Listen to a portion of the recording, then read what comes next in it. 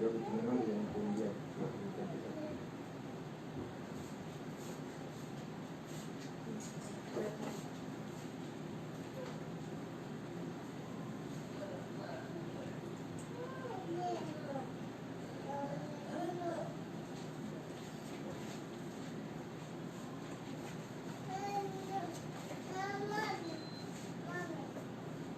¿Qué quieres? ¿Ah? ¿Quieres comer? Ya, pero déjame lavarte el rabo.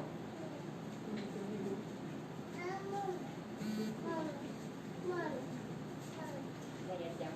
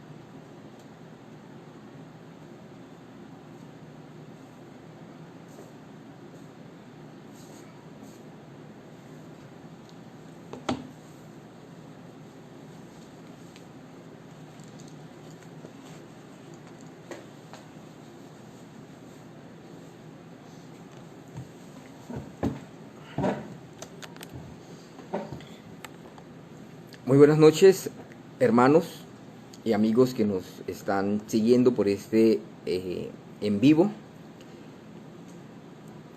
Hoy quisiéramos continuar en este estudio que empezamos ayer del Salmo 25. Quisiera leer el Salmo para recordar un poco de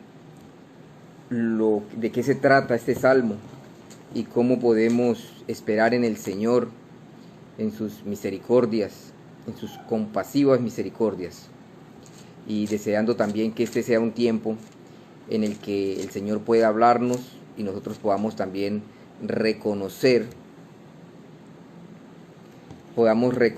también la mano de Dios en nuestras vidas y también, ¿por qué no?, nuestras debilidades, nuestras flaquezas. Vamos a orar antes de empezar el estudio. Roguémosle a Dios su dirección, roguémosle a Dios que nos permita acercarnos a Él de mejor manera. Roguémosle que Él nos ayude en nuestra mente débil para que podamos concentrarnos y sacar provecho de su verdad en la Escritura. Oremos entonces. Padre, que estás en los cielos, te damos muchas gracias porque nos permites, Padre, cuando entra la noche, acercarnos a ti en oración, como veíamos ayer, elevar nuestra alma, llevar nuestra alma delante de tu presencia y poder, Señor, también junto con el alma, llevar nuestras penas, nuestras tristezas, nuestras debilidades, nuestros sufrimientos. Rogamos que tú nos ayudes y nos asistas, de tal manera que podamos encontrar consuelo, esperanza, paz y pronto auxilio, Señor, en medio de la adversidad. Y por qué no, Señor, que ahora en estos tiempos de pandemia, de grande prueba y de grande adversidad para el mundo, podamos nosotros los cristianos, los que buscamos tu rostro, Señor, encontrar ese consuelo, esa esperanza y esa paz que se necesitan para afrontar estas dificultades temporáneas. Ayúdanos, Señor, que este tiempo también sea un tiempo provechoso para nuestra alma y que encontremos en tu palabra las promesas y nos aferremos a ellas para mantenernos firmes sin fluctuar en nuestra fe, Señor, en los caminos tuyos, como conviene a los creyentes y como tú demandas de nosotros. En el nombre de Jesús te rogamos estas cosas para este tiempo, Padre. Amén. Muy bien, quisiera leer el Salmo, parte del Salmo. Salmo 25 dice así: A ti, oh Jehová, levantaré mi alma. Dios mío, en ti confío. No sea yo avergonzado, no se alegren de mí mis enemigos. Ciertamente ninguno de cuantos esperan en ti será confundido. Serán avergonzados los que se rebelan sin causa. Muéstrame, oh Jehová, tus caminos, enséñame tus sendas.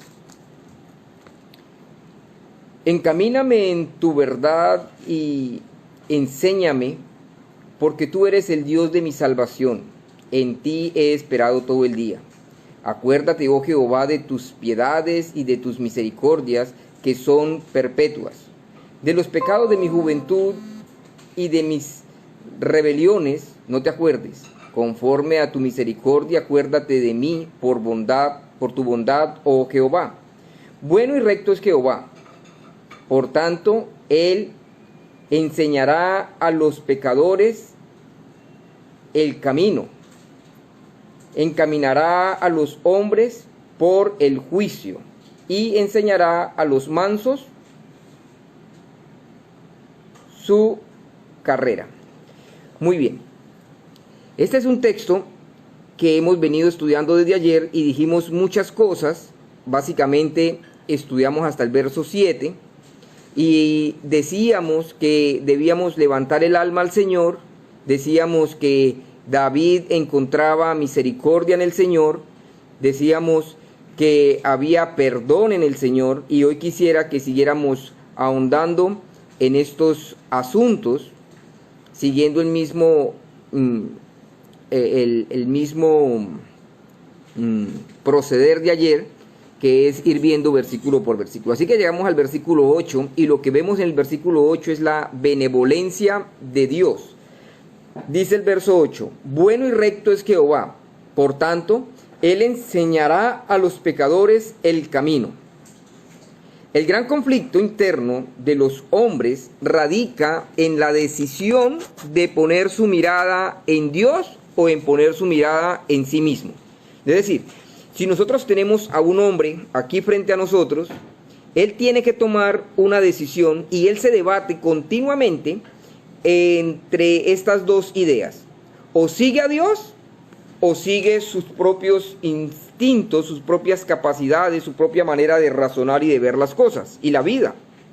Ahora, la vida cristiana, la vida de un cristiano, es la práctica de la gran decisión de vivir sometidos a la voluntad de Dios, rindiéndole toda su vida para la gloria de Dios, para la alabanza de Dios. Vuelvo a repetir esto. La vida cristiana es la práctica de la gran decisión de vivir sometidos a la voluntad de Dios, rindiéndole gloria y alabanza. De eso se trata la vida cristiana, de llevar a la práctica la decisión que se tomó de vivir para Dios.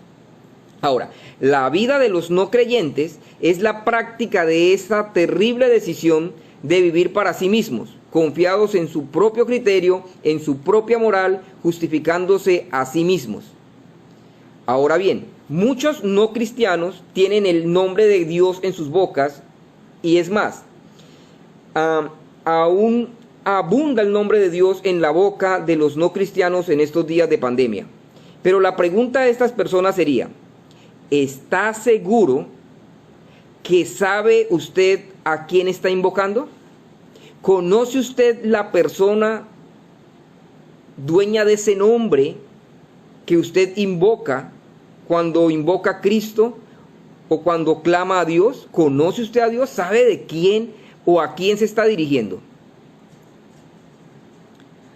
¿Cómo puede saber una persona si está invocando a Dios con el corazón correcto? Porque aquí es donde vamos a empezar a observar nuestra condición y nuestro ser interior. Ahora, muchas personas están invocando el nombre de Dios ahora en esta calamidad, como en casi todas las calamidades, ¿no?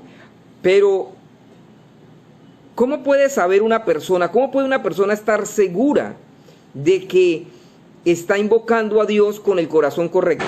Bueno, la respuesta a esta pregunta está implícita en el versículo 8 que estamos estudiando. Escuche, Salmo capítulo 25, versículo 8.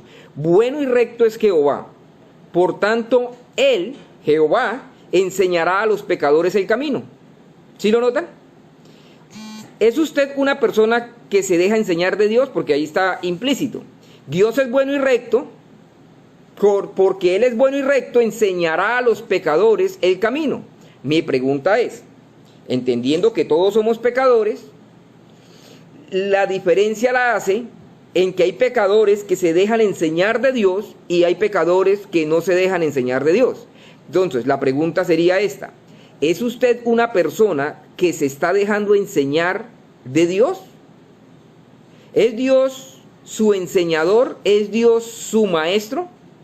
La pregunta no es si Dios o Cristo es un maestro, porque sabemos que lo es. La pregunta es si Cristo es el maestro suyo. ¿Es Cristo el que está enseñándole a usted y usted se está dejando enseñar de Cristo?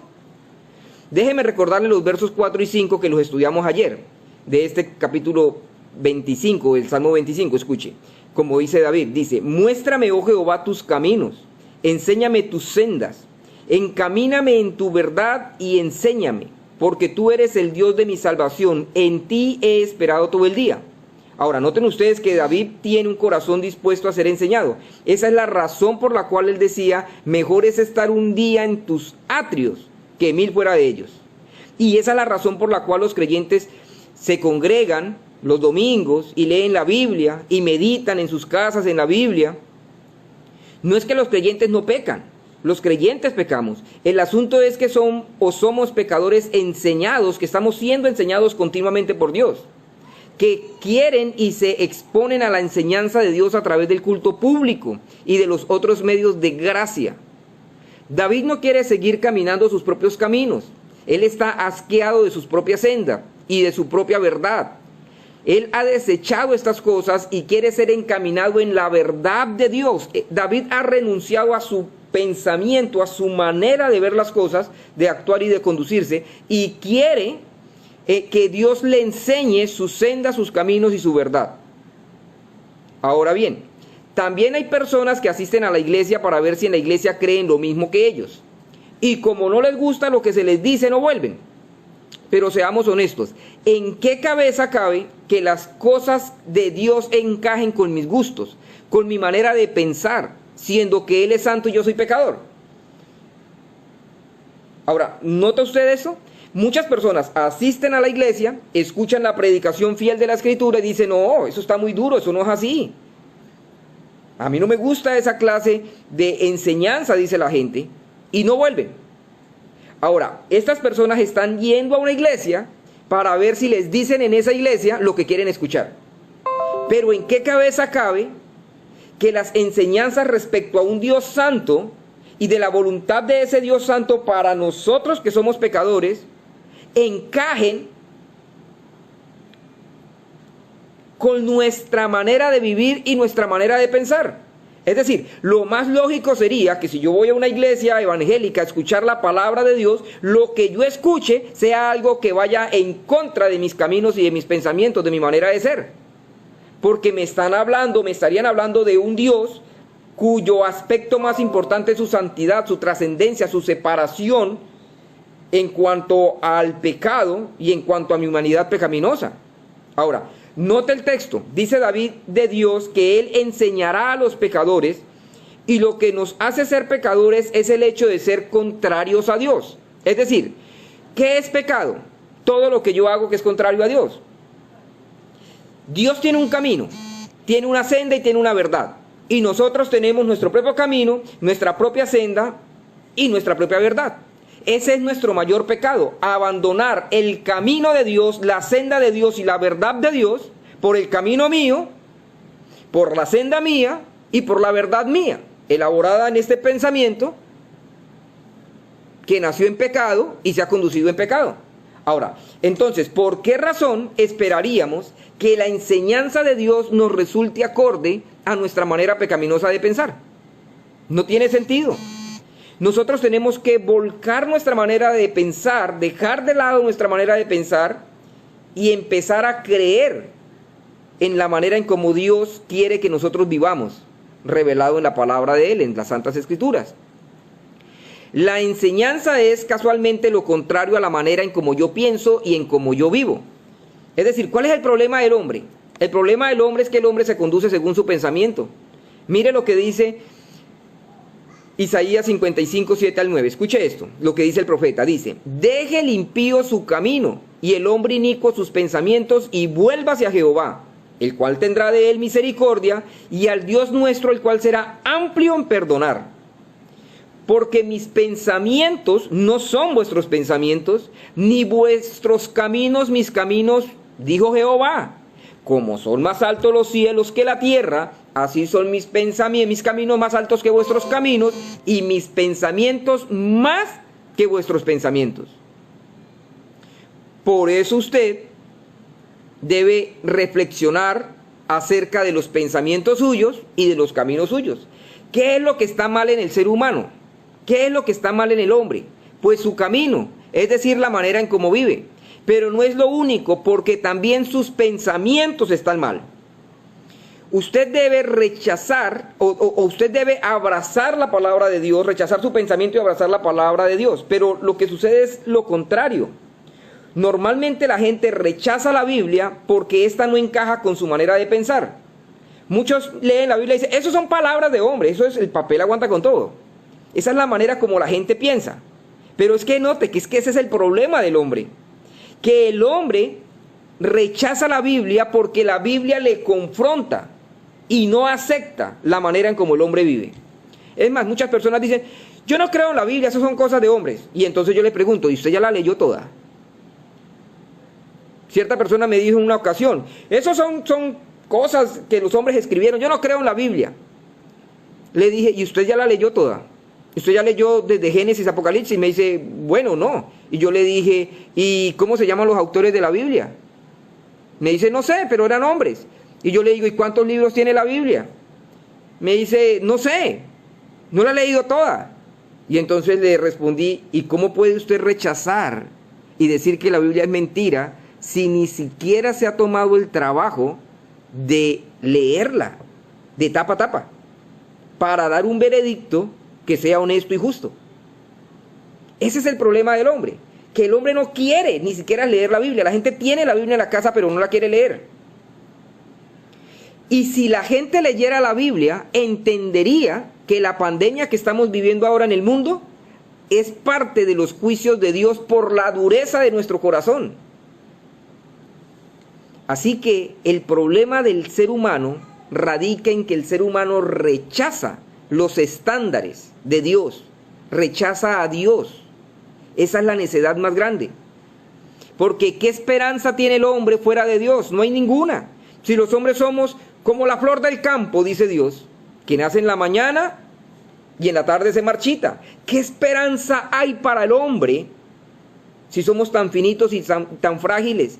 ¿Qué esperanza hay para el hombre que un virus que es microscópico nos tiene contra las redes y nos está mandando a la sepultura? ¿Podrá el hombre mantenerse en pie sin Dios? Esa es la necedad más grande.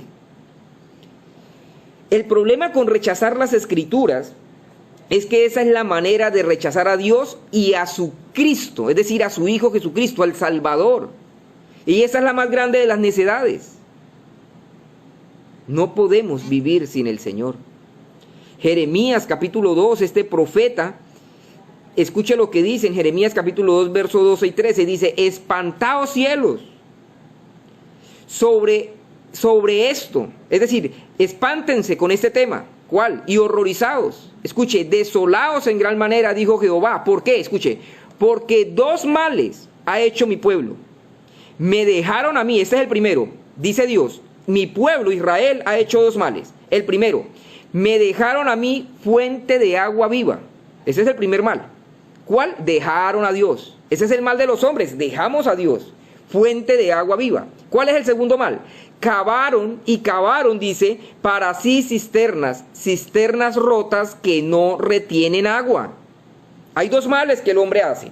El primero, se aleja de Dios, rechaza a Dios, deja a Dios, fuente de agua viva. Y el segundo, como ya no tienen agua, cavan para sí cisternas, cisternas rotas que no retienen agua. Esto es una locura.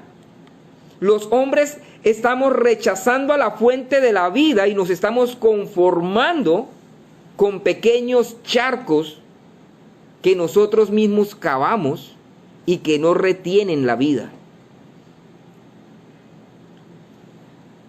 La decisión de David fue la acertada, fue el reconocimiento de que él no era bueno, pero que Dios sí lo era. Renunció David a su propia sabiduría y dice de Dios, Él enseñará a los pecadores el camino. Es que David cayó en cuenta que él estaba cavando su propia cisterna y que su cisterna estaba rota y no retenía el agua que él necesitaba para mantenerse vivo. Y cuando él se dio cuenta de esto, se volvió a Dios fuente de agua viva y le dijo, perdóname mis pecados. Es lo mismo que le pasó al hijo pródigo, cuando éste había malgastado todos los bienes que su padre le había dado. Usted recordará la historia. Hubo un padre que tenía 2 hijos, dijo nuestro Señor. Y el menor de ellos dijo, dame la herencia. Dice, bueno, el padre se entristeció, le terminó dando la herencia que le correspondía y se fue y vivió perdidamente. Malgastó todo lo que tenía y un día llegó al punto de que deseaba comer al menos la comida de unos cerdos que alimentaba, teniendo en cuenta que este joven de la historia era judío y llegó a cuidar cerdos que para los judíos eran animales impuros, lo cual no podían ni siquiera tocar, pero su miseria fue tal que él llegó a estar cuidando estos cerdos y deseando comer la comida de los cerdos, que no era concentrado como en nuestros días, y no se le permitía comer. Ahora bien, dice la Escritura, el Señor contando esta parábola, dice que el joven volvió en sí, volvió de su locura, porque es una locura irse de la casa y malgastar todo lo que tiene, abandonando a su familia. Dice, y volviendo en sí dijo, escuche lo que dijo el hijo pródigo, ¿cuántos jornaleros en casa de mi padre tienen abundancia de pan y yo aquí perezco de hambre? Me levantaré e iré a mi padre y le diré, Padre, he pecado contra el cielo y contra ti. ¿Lo notan? Este joven, al que llamamos pródigo, conocía a su padre y se volvió a él sabiendo que su padre era bueno y le perdonaría. Eso mismo lo que está haciendo David aquí. David dice, bueno y recto es Jehová. David sabe que Dios es bueno y que es recto. Y entonces, por esa benevolencia de Dios, por tanto, porque Dios es benevolente, Él, Dios, enseñará a los pecadores el camino. Ahora bien, ¿cuál es el requisito para que Dios, que es bueno, enseñe a nosotros los pecadores el camino por el que debemos andar? Escuche esto, versículo 9 del Salmo 25. Encaminará a los humildes por el juicio y enseñará a los mansos su carrera. Escuche otra vez. Encaminará a los humildes por el juicio y enseñará a los mansos su carrera. ¿Quién hará eso? Dios, que es bueno. ¿Pero a quién? A los pecadores. ¿Pero a qué clase de pecadores? A los humildes y a los mansos.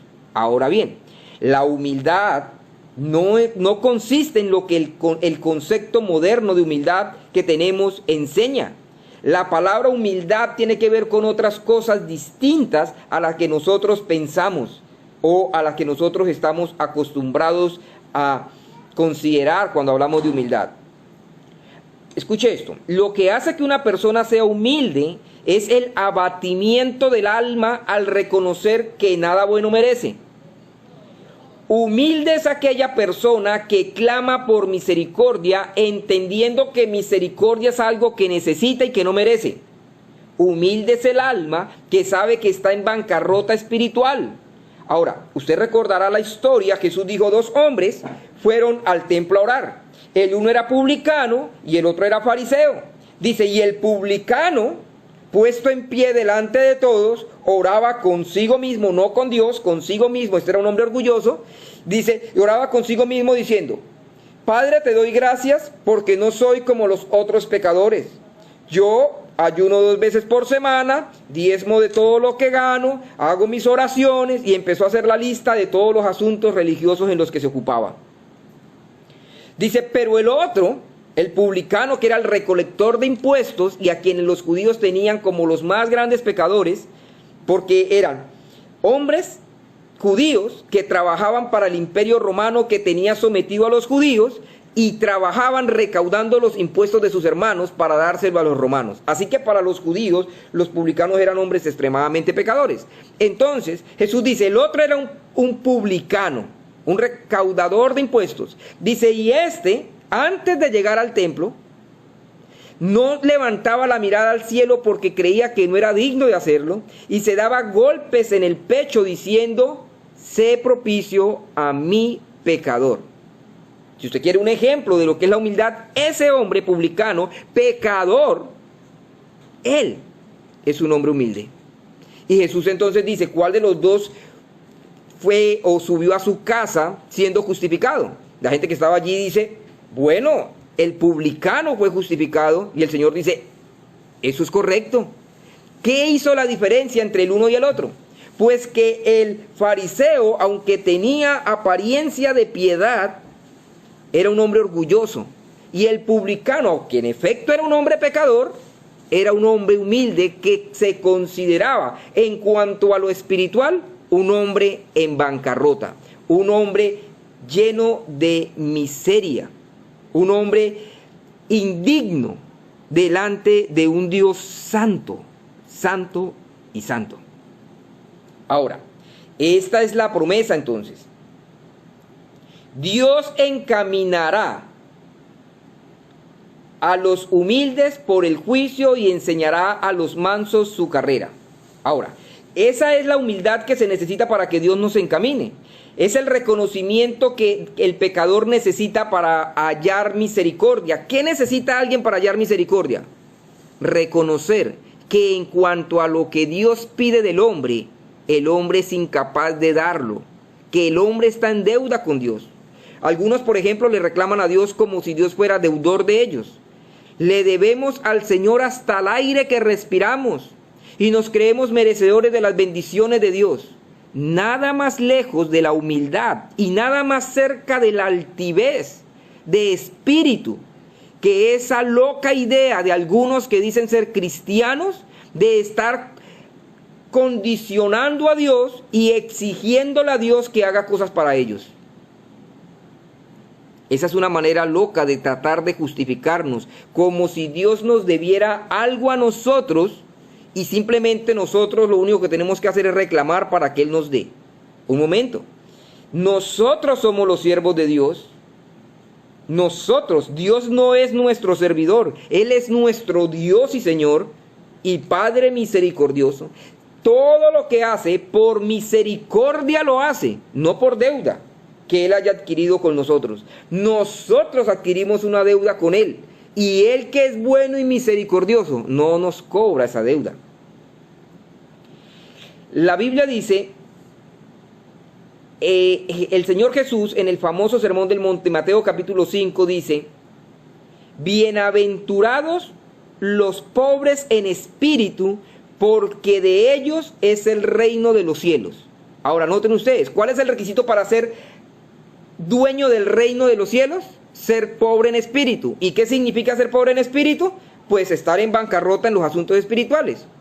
Si yo digo que soy pobre en asuntos económicos y materiales, eso significa que estoy en bancarrota. Ahora, el que es pobre en espíritu, lo que está diciendo es que está en bancarrota, que tiene una deuda que no puede pagar. Jesús dice, bienaventurado, es feliz el que entiende que lo es, que es pobre en espíritu, que está quebrado espiritualmente. Ahora, esa es la promesa. Dios encaminará a los humildes por el juicio y enseñará a los mansos su carrera.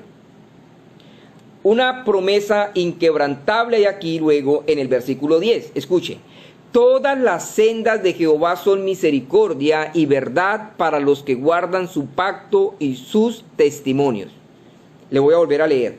Todas las sendas de Jehová son misericordia y verdad para los que guardan su pacto y su testimonio. Ahora, todo aquel que ponga su confianza en Cristo, que con determinación y esfuerzo busque hacer su voluntad, gozará, disfrutará, participará y vivirá en las misericordias de Dios y en su verdad.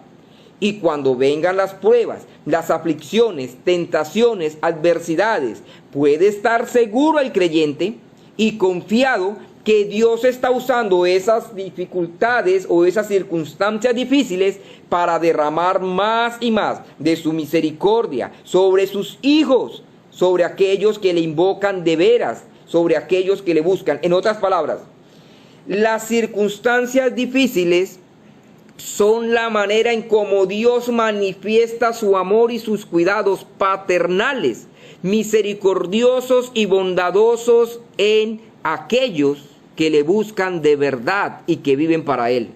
El Señor socorre a los suyos, los protege, los anima y les da su amor, recogiéndolos en su regazo como la gallina que junta sus polluelos debajo de sus alas. De la misma manera, y por supuesto con mayor poder y gloria, Dios, en la persona de Cristo, cobija a sus hijos para protegerlos de males temporales y sobre todo del mal que vendrá en el gran día del juicio. Por eso es que nuestro Señor acampa alrededor de los que le temen y los defiende. Ahora bien, ¿cuál es entonces la bendición más importante? Porque estamos hablando de que Dios es misericordioso y de que al estar en Dios, entonces lo que estamos es viviendo en ese ejercitándonos en esas misericordias de Dios. Pero ¿cuál es la bendición más importante de todas? Escuche esto. Versículo 11, Salmo 25, que es el que estamos estudiando. Por amor de tu nombre, oh Jehová, perdonarás también mi pecado que es grande. Aquí está David, reconociendo que necesita el perdón de sus pecados, y sus pecados, dice él, mi pecado es grande delante de ti. Ahora, David sabe que no puede hacer nada para remediar el mal en su corazón. Así que acude a Dios. Por amor a tu nombre, oh Jehová, perdona mi pecado. Y es que es que esta petición es la petición correcta, porque es un reconocimiento de que David no puede hacer nada para remediar el problema del pecado. Así que él acude al amor de Dios por su propio nombre, es decir, el amor que Dios tiene por sí mismo, para que Dios le perdone su pecado.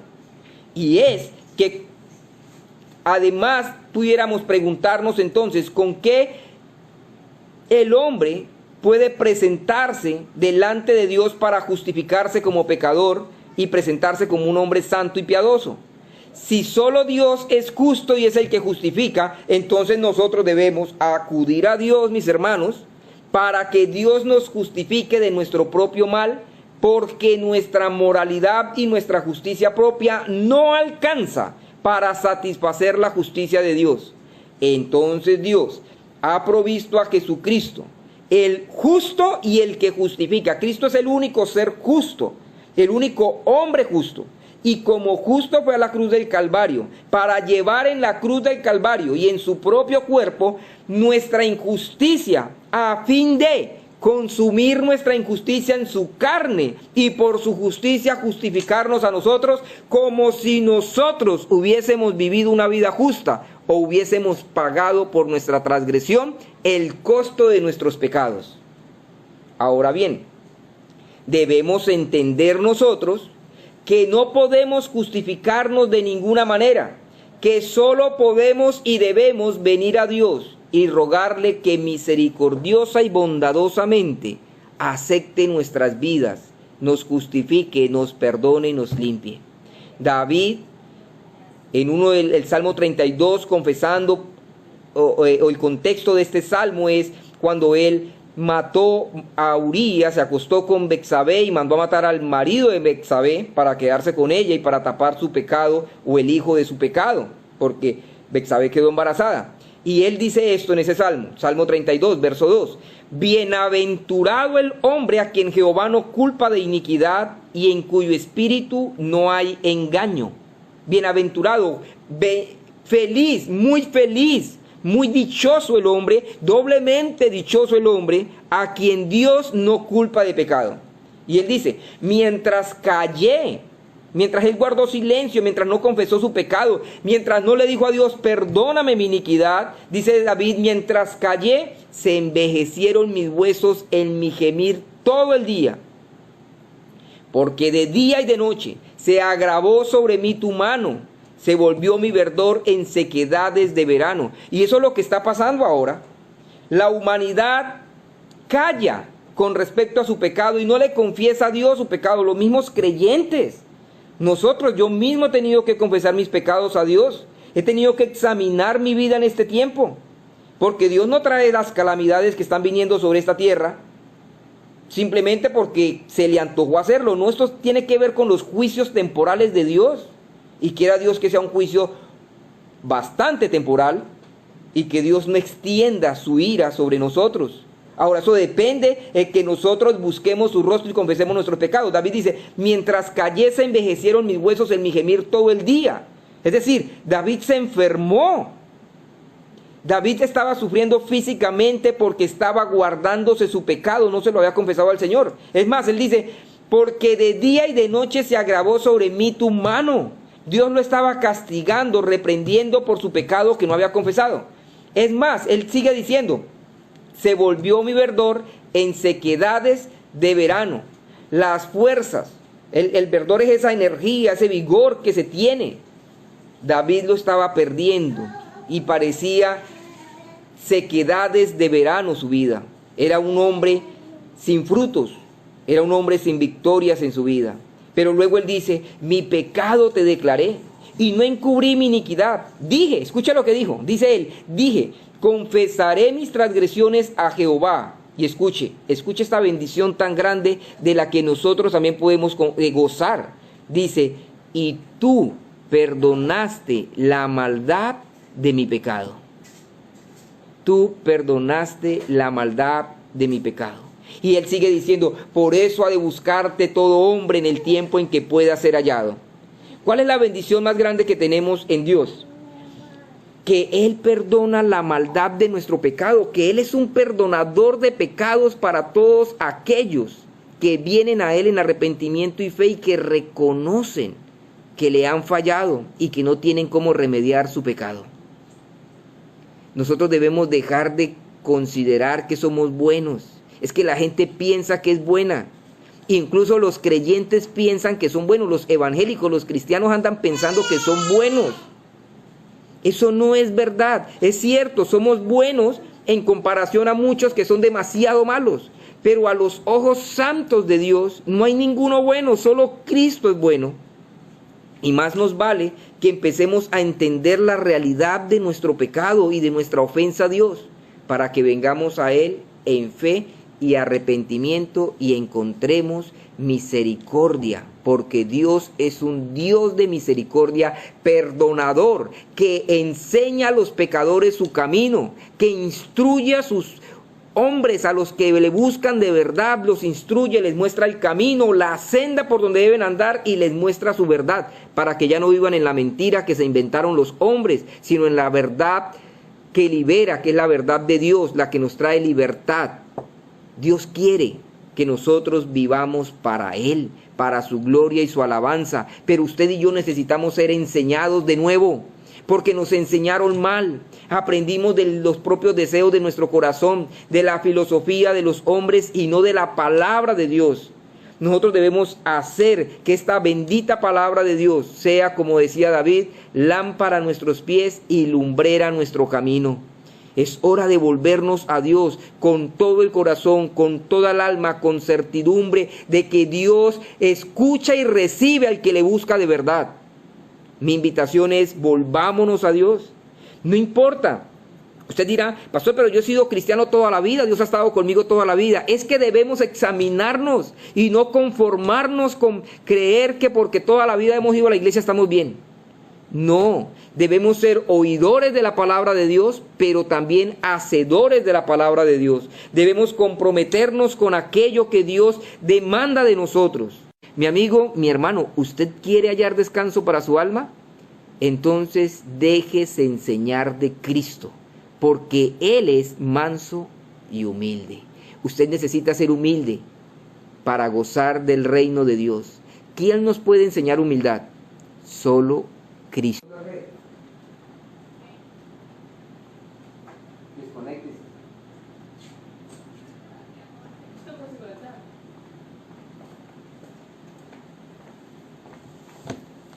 Tuvimos problemas con la red, pero ya volvimos.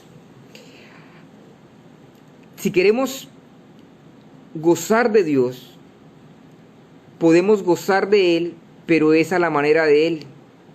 Debemos renunciar a nuestra manera de percibir a Dios. Debemos estudiar la Biblia para conocerlo y entenderlo. Ahora bien, vamos finalizando por hoy. ¿Qué aprendemos hoy? ¿Qué aprendimos esta noche? Muchas cosas, pero déjeme puntualizar algunas.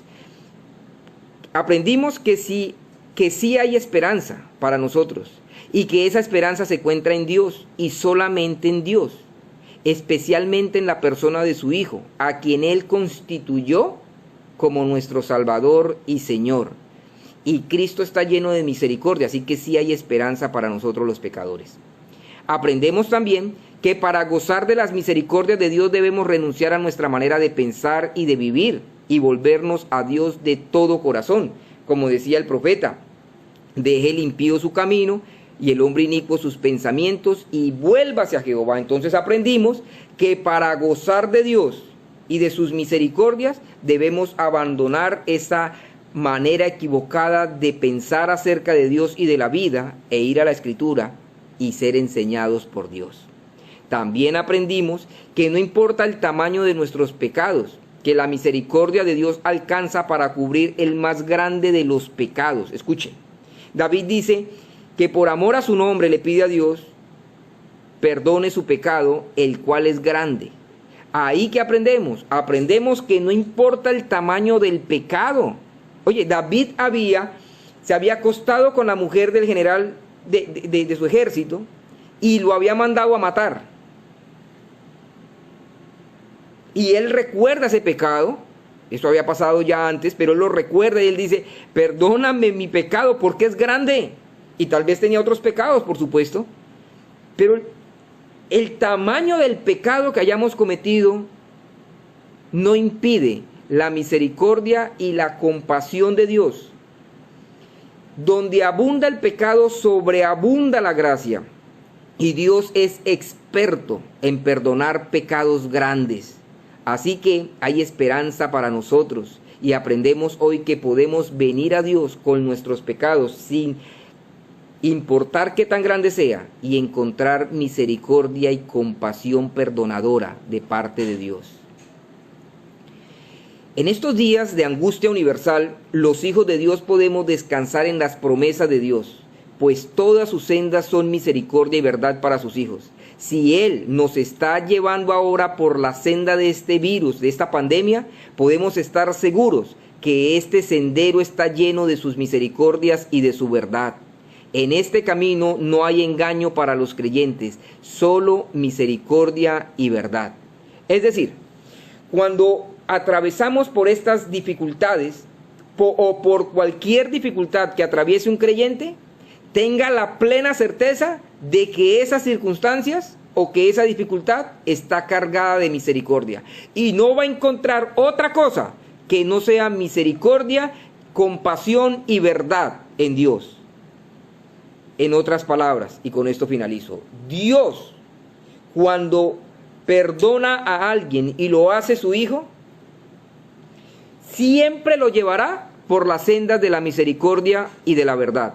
Siempre, aún en los momentos más difíciles, el verdadero camino que está atravesando ese hombre o esa mujer de Dios es el camino de la misericordia. Siempre, siempre, aunque a nuestros ojos humanos no parezca, los caminos de Dios siempre para los creyentes, solo para los creyentes, están cargados de muchas misericordias. Que Dios nos ayude a entender estas cosas que pueden transformar nuestras vidas, y que quiera Dios que nosotros nos volvamos a Él con determinación, con un corazón sencillo, con un corazón que reconoce sus pecados y que se vuelve en fe y arrepentimiento. Permítame orar esta noche rogando a Dios que esas misericordias nos alcancen, y que si hay alguien que nos está viendo en este momento y no tiene esa esperanza y no tiene esa paz con Dios, rogarle a Dios que se la conceda, que la misericordia de Dios alcanza para todos. Él es grande en perdonar. No hay límites para el amor y la compasión de Dios. Él ni siquiera tiene misericordia, Él tiene misericordias en plural. Y Dios es bueno, y Dios es misericordioso y compasivo para todos. Así que acompáñeme ahí donde usted está, incline su rostro y elevemos nuestra plegaria a ese Dios de las misericordias. Dios y Padre eterno, grande y misericordioso eres tú, Señor, lento para la ira y grande en misericordia. Nosotros, oh Señor, estamos en deuda contigo, porque como veíamos, aún el aire que respiramos, el oxígeno que va a nuestros pulmones ahora, se lo debemos al único Dios verdadero que nos sostiene la vida. Permítenos entender, Señor, que tú eres grande, más grande que las circunstancias e incluso más grande que nuestra vana manera de vivir. Porque a veces hemos endiosado nuestros pensamientos y nuestras creencias religiosas y las hemos puesto por encima de ti. Ayúdanos ahora a renunciar, Señor, a todo aquello que nos impide conocer al único Dios verdadero y a Jesucristo su Hijo. Pero ayúdanos también a los creyentes, Señor, a reconocer que aún tenemos pecado y que hay cosas que tienen que ser enderezadas en nuestras vidas, y que en Dios podemos alcanzar misericordia, porque si Él es nuestro Salvador, si Él ya cubrió en la persona de Cristo nuestra deuda eterna, entonces Él también puede cubrir nuestras deudas temporales, lavar nuestros pies de la suciedad que hemos adquirido en el camino de la vida. Y esa suciedad, Señor, que si no es confesada, impide nuestra relación con el Dios vivo y verdadero. Concédenos, oh Señor, concédenos, te rogamos, que podamos gozarnos y alegrarnos en el Dios de las misericordias, que a pesar de las circunstancias, Señor, a pesar de estar rodeados de muerte, Dios esté en nuestro pensamiento como lo que es, escudo y baluarte, que defiende a sus hijos, que sostiene a sus hijos en medio de la adversidad, y que podamos gozarnos y alegrarnos en estas verdades. Rogamos, oh Señor, que los alimentos en estos tiempos de cuarentena no escaseen para tus hijos. Rogamos, oh Señor, que a tus hijos nos des un corazón generoso para compartir con los que padecen necesidad. Rogamos que nos guardes, Señor, del alcance de este virus, que protejas a tus hijos y que nos mantengas en paz, porque alrededor nuestro acampa el ángel de Jehová, el Cristo bendito, el Salvador de su iglesia y de su pueblo. A ti sea la alabanza, Señor, la gloria y la honra, porque tú eres nuestro ayudador, nuestro pronto auxilio en la tribulación. Y aunque se traspasen los montes a la mar, y aunque la tierra tiemble, Señor, en ti confiamos, desde hoy y para siempre, bendito Salvador y eterno Dios. Alabamos tu nombre, Señor. Nos alegramos de este tiempo, pero además, Señor, rogamos que avives tu obra en medio de los tiempos, que uses este tiempo de adversidad, que uses este tiempo cuando no podemos ir al templo a orar, para reconocer, Señor, entre otras cosas, que nos ha hecho falta valorar más las reuniones públicas de adoración, los tiempos de oración. Ayúdanos que en este tiempo nuestras almas puedan llegar a la convicción correcta, de manera individual y de manera colectiva, y que podamos volvernos a ti con todo el corazón. Señor, que al final de esta pandemia tu iglesia sea avivada y los que no te conocen lleguen a la fe y al arrepentimiento, a la fe en el Hijo de Dios, el Salvador de los pecadores. Ayúdanos, Señor, a mantenernos firmes y gracias porque a pesar de ser pecadores, Cristo murió por nosotros y nos cubre con su gracia compasiva. Gracias, Señor. En los méritos de Jesucristo oramos. Amén y amén. Muy bien, que el Señor les bendiga, que el Señor les guarde, que el Señor les conceda seguir avanzando en la fe. Mis hermanos de la Iglesia La Libertad, hermanos de la Iglesia en Cuenca, en Palmar, que el Señor los bendiga, que el Señor los guarde, y a todas las personas que se han conectado, que ojalá puedan atesorar esta palabra, guardarla en sus corazones y animarse con ella, y por supuesto buscar al único que realmente puede hacernos misericordia. Que el Señor les bendiga, que tengan una buena noche, que las misericordias de Dios sean derramadas desde ya. Estoy hablando de esas misericordias salvadoras desde ya en sus vidas. Que Dios les guarde, que Dios les proteja a ustedes, a sus familias, y que Dios les provea. Mañana nos volvemos a conectar a las 8 para seguir estudiando este precioso salmo, Salmo 25, Salmo de David. Conmigo hasta mañana, que el Señor los bendiga.